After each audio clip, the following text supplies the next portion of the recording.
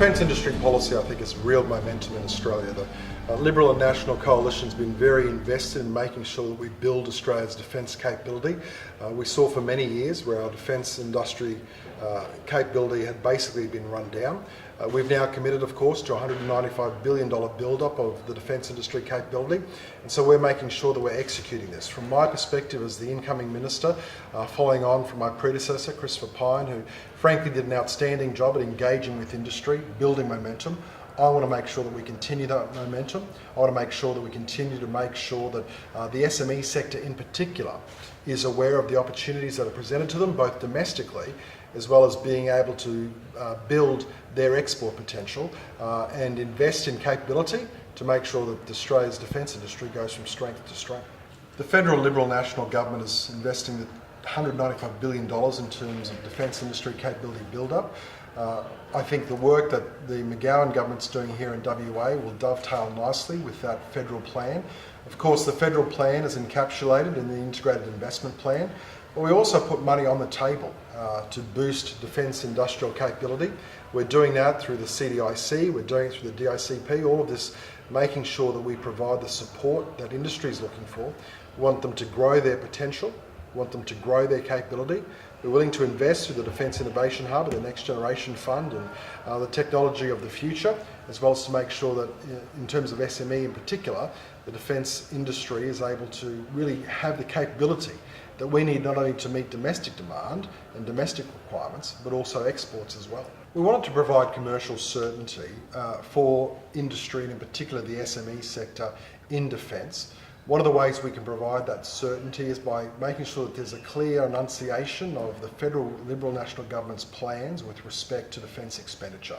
That certainty is reassuring for defence, but it's also reassuring for the defence industry and in particular the SME sector.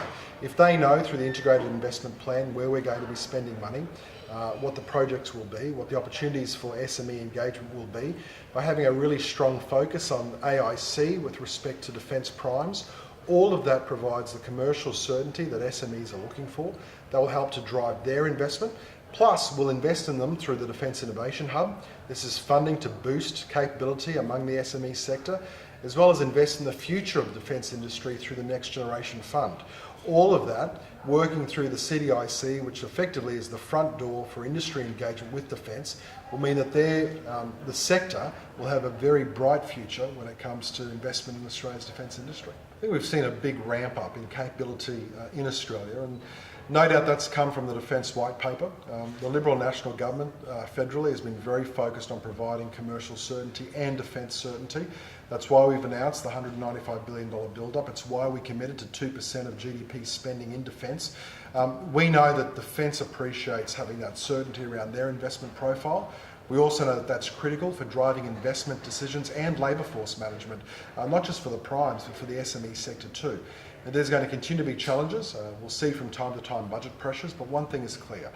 By making sure we get the federal budget back into a strong fiscal position, the defence sector and SMEs will know that we'll be able to follow through on our commitments when it comes to spending.